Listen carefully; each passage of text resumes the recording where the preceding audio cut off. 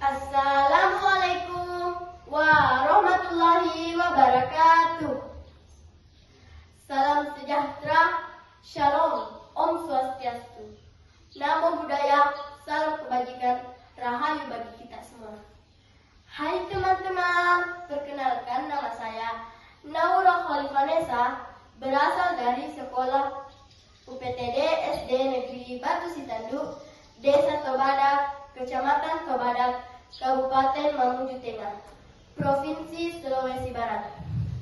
Sedang mengikuti lomba mendongeng FLS 3N 2026 pada hari Senin tanggal 18 Mei 2026. Saya akan membawakan dongeng yang berjudul Legenda Gunung Kapal yang ditulis oleh Nurmila, berasal dari Kecamatan Karosta. Pada zaman dahulu ada sebuah desa di daerah Tobadak yang dulunya adalah lautan dalam dan luas. Lautan itu dikelilingi oleh pegunungan yang menjulang tinggi dari barat hingga ke timur. Suatu ketika ada kapal yang sangat besar berlayar di sekitar lautan itu. Kapal itu mengangkut banyak penumpang. Konon, kapal itu merupakan milik pasukan yang ingin berperang. Penumpang yang berada di atas kapal, pasukan penjajah yang ingin menjajah kekayaan penduduk. Ketika kapal itu melewati daerah perairan Tobadak, kapal itu terhenti karena menabrak sesuatu.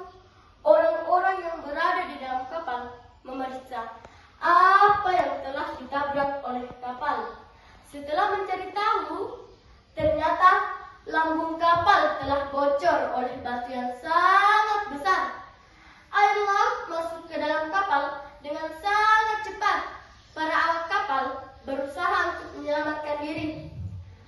Tapi lautan masih begitu luas hingga tidak dapat berbuat banyak. Tidak menunggu lama, kapal terbalik dan menggelamkan seluruh awak yang berada di dalamnya.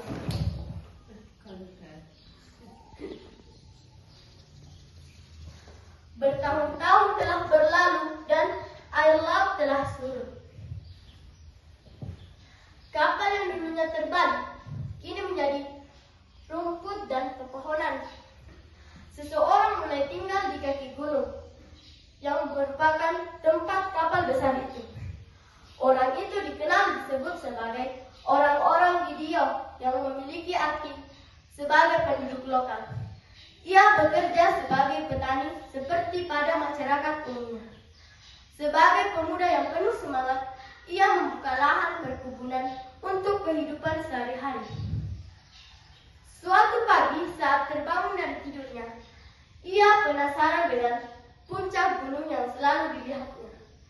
Ia sudah lama tinggal di lereng gunung, tetapi ia tidak pernah menaiki gunung itu. Ia menyusun rencana mendaki. Sebilah parang dan beberapa makanan pokok turut dibawanya. Lebatnya pohon dan curamnya gunung membuat pemuda itu merasa kesulitan untuk mencapai puncak gunung. Matahari mulai tenggelam. Pemuda berusaha untuk beristirahat dan melanjutkan perjalanannya esok hari. Matahari belum muncul di timur. Sang pemuda telah memulai perjalanannya. Ia berencana tiba saat tengah hari. Sisa bekal yang dibawanya hanya cukup untuk 1 hari. Ia turun dari gunung begitu mencapai puncak gunung. Ia telah melewati perjalanan yang menyeramkan. Tibalah ia di puncak gunung. Puncak gunung dipenuhi pohon yang sangat besar dan menjulang tinggi.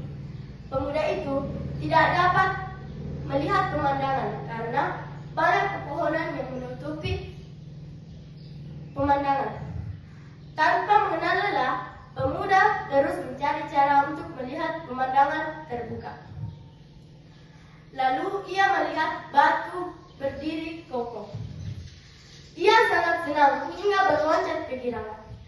Ia memutuskan untuk memanjat di batu itu.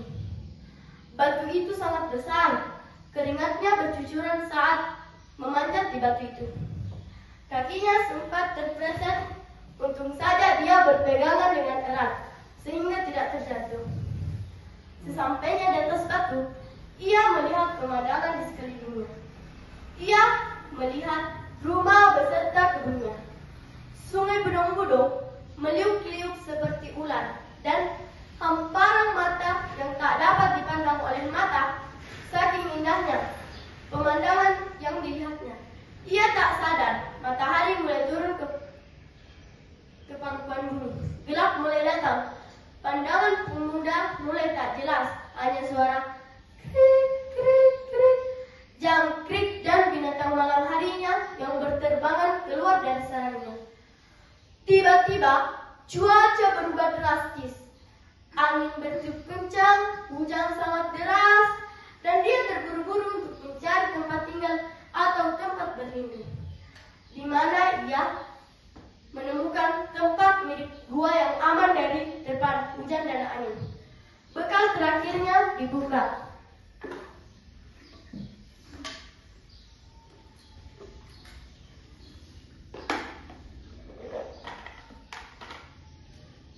Dan ia memakannya.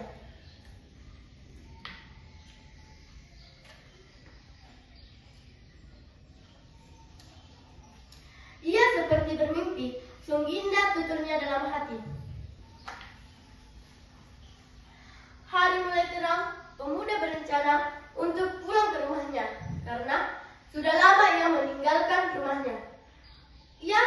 Saat ia membereskan tempat bekal dan perlengkapan lainnya,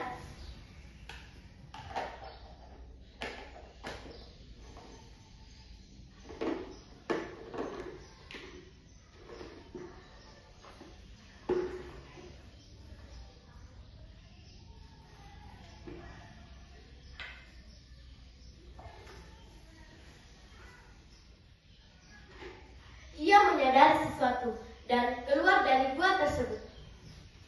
Lalu memperhatikan sekelilingnya. Lalu ia berteriak, "Gunung ini adalah kapal!" Pemuda tersebut masuk kembali ke dalam gua untuk memastikan apa yang ada dalam pikirannya. Dia menemukan barang-barang milik manusia dan dia mendapati banyak tengkorak manusia. Dia yakin bahwa itu dari kapal yang karam. Pemuda tersebut sampai ke rumahnya. Jika bertemu dengan orang-orang, pemuda memberitahu ini dengan tempat gunung kapal. Orang-orang mempercayai pemuda tersebut sebab pemuda tersebut tidak pernah bohong dan selalu berkata jujur. Cerita ini pun diteruskan secara lisan dari orang kepada orang lain, sehingga saat ini, sekarang batu besar masih ada di atas puncak gunung. Orang-orang Tobadak biasa membangun kemah di sekitar batu itu. Namun, dilihat dari jauh, gunung kapal memang menyerupai kapal yang besar dan terbalik. Sekian cerita dari saya. Saya akhiri dengan ucapan wassalamualaikum warahmatullahi wabarakatuh.